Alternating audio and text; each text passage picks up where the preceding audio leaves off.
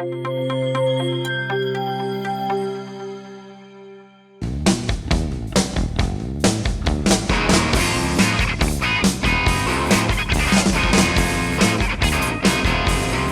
in our virtual green room right now. I can't wait to introduce you to Ray Acuña. His book is called Guardians of Air Force Resources. I learned so much that I didn't know that I thought I knew, and you're going to learn too. It's interesting. He enlisted in the Air Force in 1961. He served 2 combat tours in Vietnam. We thank him for that.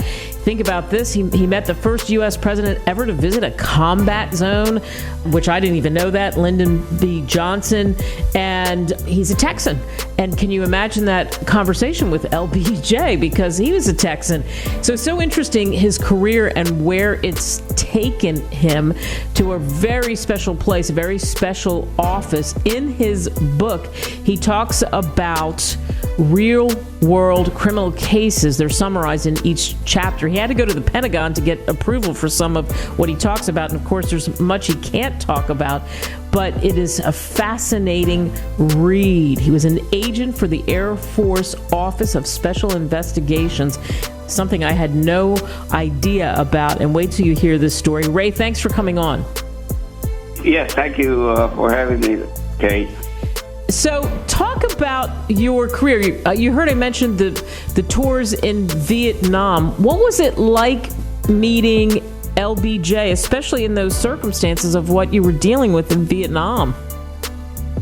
Yes, I was very fortunate. I was standing as part of the honor guard.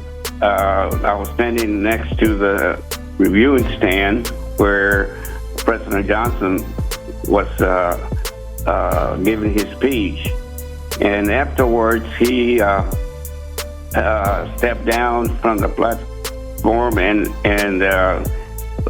wanted to walk up and down the line of the honor guard, which was composed of the 4 military services. You know, there was a squad for each one of the military services, and I was fortunate to be the second person on the front row, and he walked by and stopped, and he looked at my name, and he very, very correctly said, "Where are you from, Acuña?" And I said, "San Antonio, Texas, sir." And he said, "Put it there, fellow Texan." And we shook hands. He spoke Spanish as well, so I have a picture of him that appeared in Life magazine at that time, and a lot of pictures were taken of, of course, being the president and visiting the war zone for the first time. And so Life magazine covered him very well. And there's one of the pictures that shows me standing in front of the president when he stopped to talk to me. Yeah. You know, it's interesting. So that happens, and you get an Associate of Arts degree in criminal justice. And then when you get that degree in the early 70s, you get selected for the office I talked about, the U.S. Air Force Office of Special Investigations, as a special agent. And what was that like? And what was it like going to that academy? Yes. It was... For me, it was the most rewarding experience I ever had. It was like something that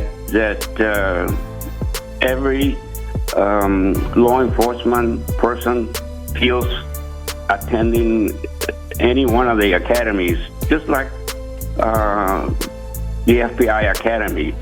Agents that go through the same similar curriculum as the agents do in the Air Force.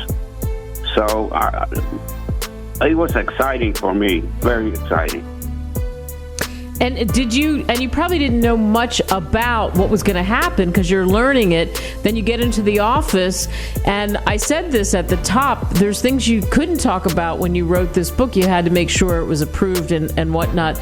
But what did you do? What was your job as a part of the special investigations group? Yes, there's agents are assigned to every Air Force installation worldwide. There's always an office on an Air Force installation manned by special agents. The responsibilities are to actually look for any crime committed against the Air Force. Any type of crime, fraud investigations, criminal intelligence, all aspects of wrongdoing against the Air Force.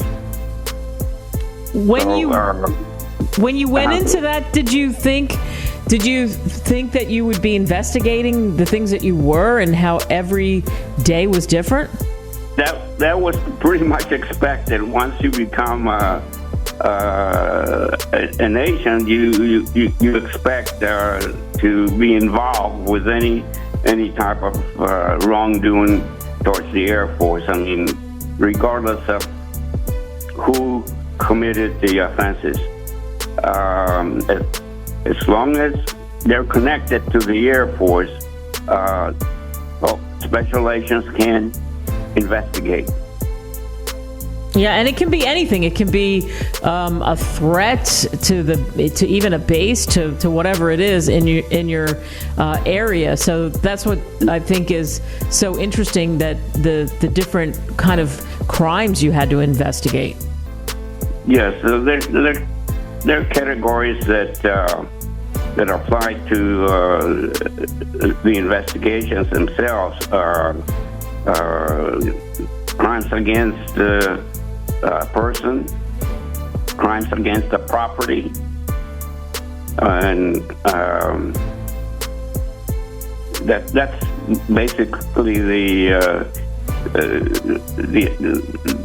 the jurisdiction is involving all those crimes that involve Air Force personnel or its property.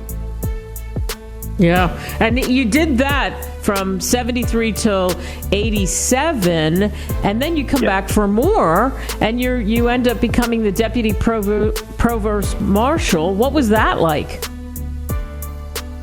Well, that was again a continuance of what I was involved being a special agent. I mean, the provost marshal is considered the chief of police at a Army installation,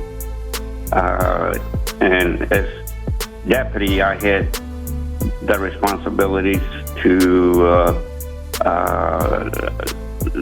oversee the military police operations on that installation. Yeah. Wow. So the book again is Guardians of Air Force Resources. We're speaking to Ray Acuña, and you can get this book on Amazon, Barnes & Noble. What do you hope people listening to our conversation, people who go and get your book, what do you hope they take away from reading it? Yes. The takeaway from the book is that people can understand, especially the Air Force community, that there are people that can be contacted to report any type of crime against the Air Force. The special agents really become the guardians of Air Force resources. Yeah, that's why the book is so perfectly named. All the real-world criminal cases that are summarized in each chapter. Such interesting cases that you covered and book. Ray, thank you for joining us on the show. Okay.